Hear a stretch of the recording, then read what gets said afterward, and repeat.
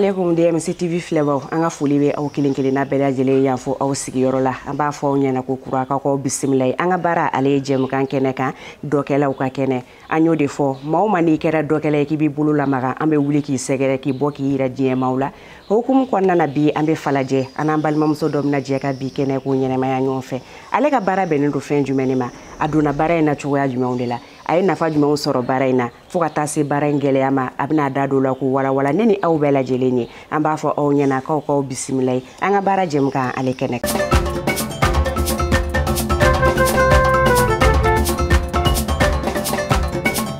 Assalamu alaikum. Alaikum salam.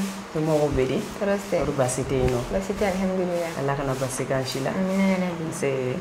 Ne ba min fɛ k'i tɔgɔ ni jamu dɔn i sigiyɔrɔ bɛnnen don yɔrɔ min ma i bɛ baara min kan ka kɛ k'o ɲɛfɔ an lajɛbaw ye. N bɛ aw fo. O diyara n ye. N bɛ Ala fo ka barikada ale min bɛ jira an na k'an bɔkolow fo. Kosɛbɛ. Ne ye Nana Kadija Jire. Nana Kadija Jire. Donc je suis étudiante et en même temps je fais activité kɛrɛfɛ n'o ye gâteau baara ye. Nana Kadija o diyara n ye i y'a yira an na sisan k'a fɔ i ye ekɔliden ye et puis fana i bɛ ka baara dɔ kɛ kɛrɛfɛ n'o ye gâteau dilan ye. Nana y'i to kalan na cogoya jumɛn na ka hakili sɔrɔ ka gâteau dilan kɛ?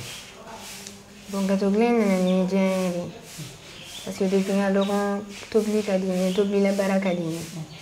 N parents fana bɛ n encourager u bɛ to ka recette ci ma n b'a essayer. Donc chaque fois n b'a kɛ ça devient un succès dɔɔni u bɛ n encourager u bɛ n appuyer donc fa nana kɛ tan tɔ. O diyara n ye Nana Kadija. DMC TV filɛbaw an b'a fɔ aw ɲɛna k'aw abonné an ka plateforme bɛɛ lajɛlen na Facebook, YouTube o n'a ɲɔgɔnna caman yaasa an bɛ ka jɛmukan dumanba minnu bɔ olu kana se ka tɛmɛ aw ka cogoya mun na a ka di aw minnu ye aw ka publicité o ka tɛmɛ an ka jɛmukan kɔnɔna na an ka dayɛlɛnnen don aw bɛɛ lajɛlen ye numéro minnu bɛ tɛmɛ an ka écran duguma aw bɛ weleli k'o la ni Ala sɔnna ma an bɛ jɛ ka baaraw boloda. Nana Kadija o diyara n ye i ye baara in daminɛ ani sisan cɛ a bɛ waati joli bɔ? Ça va faire bientôt 4 ans. San naani i bɛ baara in kan ka kɛ. O diyara n ye yala Nana Kadija bɛ gâteau suguya jumɛnw de dilan? Bon ne bɛ mariage gâteau kɛ n bɛ anniversaire gâteau kɛ événement na n bɛ mɔgɔw ka gâteau personnalisé a d'u ma fana ani n bɛ fɛn misɛnnin caman kɛ min tɛ gâteau dɔrɔn ye n bɛ fɛn saléw dilan plateau salé ninnu petit four hali tobili minnu bɛ kɛ événementiel la n b'olu bɛɛ kɛ. I b'olu bɛɛ kɛ. Yala yɔrɔ de dayɛlɛlen bɛ Nana Kadija bolo a bɛ baara in kɛ yɔrɔ min na? Actuellement n bɛ so de n b'a dilan so pour le moment. I bɛ nin baara in bɛɛ lajɛlen kɛ du kɔnɔ? Awɔ n b'a bɛɛ lajɛlen kɛ so. O diyara an ye. DMC TV filɛbaw an b'a fɔ aw ɲɛna k'aw kana ɲinɛ dɛ a y'aw abonné an ka plateforme bɛɛ lajɛlen na Facebook, YouTube o n'a ɲɔgɔnna caman yaasa an bɛ ka jɛmukan dumanba minnu bɔ olu kana se ka tɛmɛ aw kan cogoya mun na a ka di aw minnu ye aw ka publicité ka tɛmɛ an ka jɛmukan in kɔnɔna na an ka dayɛlɛlen bɛ aw bɛɛ lajɛlen ye numéro minnu bɛ tɛmɛ an ka écran duguma aw bɛ weleli k'o la ni Ala sɔnna ma jɛ ka baaraw an bɛ olu boloda. Nana Kadija Jire i y'a yira an na sisan k'a fɔ i bɛ baara min kan ka kɛ i b'a kɛ so kɔnɔ yan nɔ yala ni mɔgɔ minnu mago bɛ Nana Kadija la i b'a lasɔrɔ cogo di i sigiyɔrɔ fana? Bon n bɛ Falajɛ Sema 80 logement kɔfɛ Siriki ka sira fara fan fɛ ani n kɛlen don ka réseau créer n ka fɛn na n ka activité kama TikTok ani Instagram donc Instagram tɔgɔ ye Delight by Kadija TikTok ta ye Delight JS ani ni mɔgɔ min bɛ fɛ k'an sɔrɔ sur WhatsApp 94 21 71 67. O diyara n ye hakilila bɛɛ lajɛlen y'o yɔrɔ faamu. Nana Kadija baara in kɔnɔna na i ye gɛlɛya jumɛnw sɔrɔ a la? Bon tuma dɔw la kɔni baara ma nɔgɔ a bɛ mɔgɔ sɛgɛn ale ni Mali la baara Mali a ma nɔgɔn quoi adamadenya taabolo b'a la ale ni sɛgɛn i bɛ fatigué sɛgɛn b'a la t'a dɔn n bɛna fɔ cogo min na il faut vraiment être courageux pour pouvoir faire des trucs pareils parce que souvent il est sɛgɛn tu n'as même plus de force mais comme maintenant tu es obligé de le faire i m'a ye. Ni client cɛ gɛlɛya tɛ yen?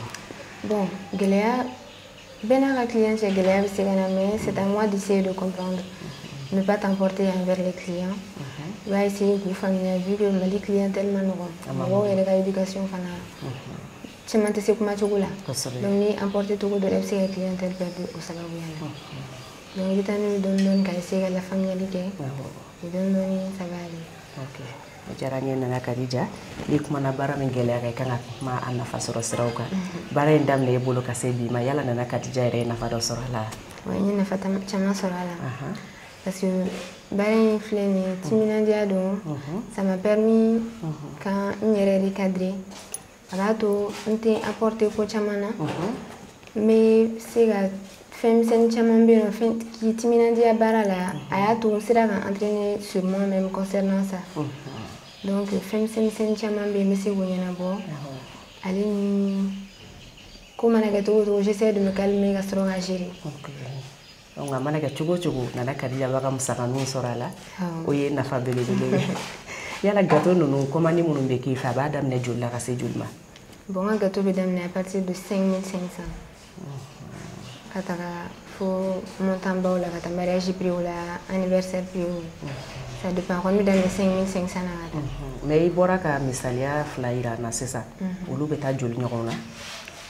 Mama ni ben wa flate. Fitini 5500. OK, au formula.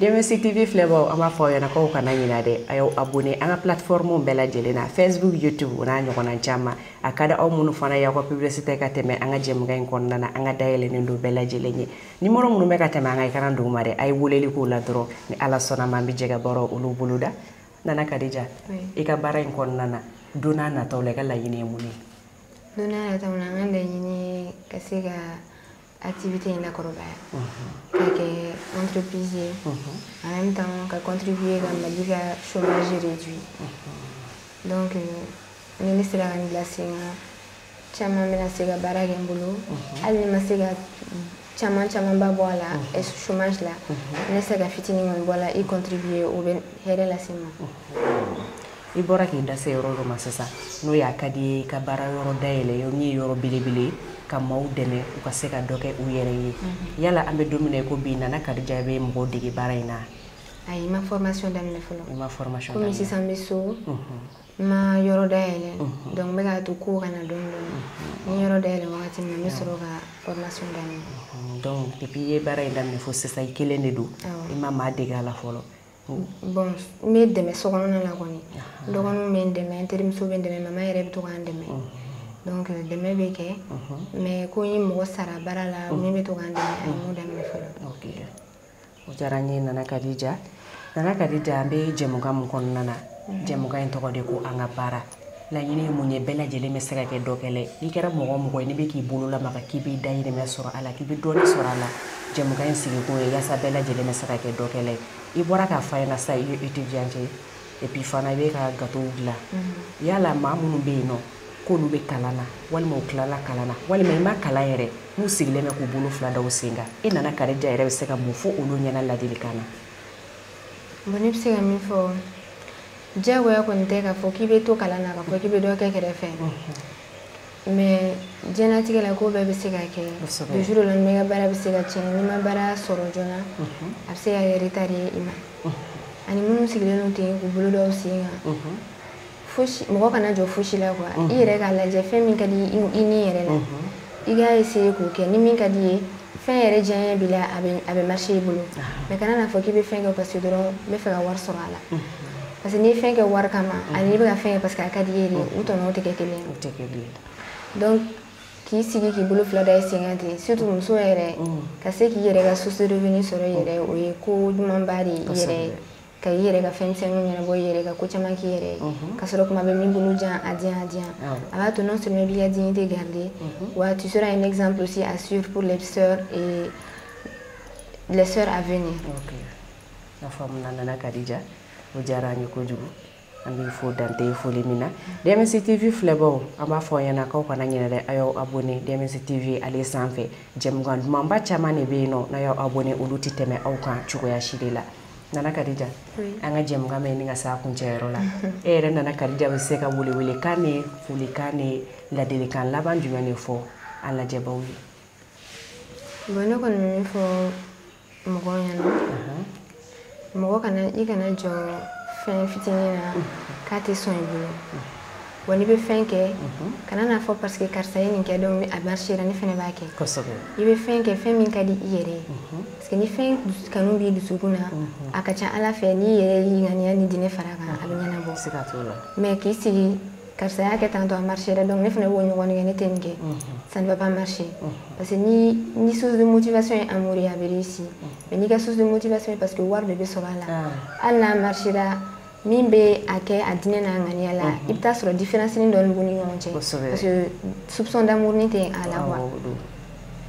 A faamuna Nana Khadija a diyara n ye an b'i fo i y'an bisimila bi i ka yɔrɔ la o diyara n ye an b'i fo la dante foli min na DMS TV filɛbaw an b'a fɔ aw ɲɛna k'an ka bi jɛmukan ale sera a kuncɛyɔrɔ la an ka baara jɛmukan munumunu kɔnɔna na bi an tun bɛ falajɛ fɛn min ye Nana Khadija ye an n'ale jɛra ka bi kɛnɛ ɲɛnɛmaya ɲɔgɔn fɛ a bɔra ka ɲɛfɔli k'an ye sisan nɔ a donna baara in na don cogo min na gɛlɛya minnu y'a sɔrɔ nafa minnu b'a la a bɔra ka dɔ fɔ an ye nin bɛɛ lajɛlen na nka an bɛ fɛn o fɛn fɔ nin na Nana Khadija maa cɛsirilen don dɔkɛla don sabula k'i to kalan na ka tila ka courage sɔrɔ ka nin baara sugu kɛ an b'a fɔ dante foli min na o de kosɔn ko bɛɛ lajɛlen ka kɛ dɔkɛla ye maa o maa n'i ma kɛ dɔkɛla ye a bɛ gɛlɛya dɛ sabula dɔkɛ ale de bɛ mɔnɛ bɔ maa la aw minnu ɲɛmadalen don an ma nin waati in na DMS TV sanfɛ an bɛ aw fo dante foli min na an b'a fɔ aw ɲɛna ko n'Ala ye jɛmukan wɛrɛ yira an na an bɛ ɲɔgɔn sɔrɔ kɛnɛ kelen ale kɔnɔ aw k'an bɛn diɲɛ waati wɛrɛ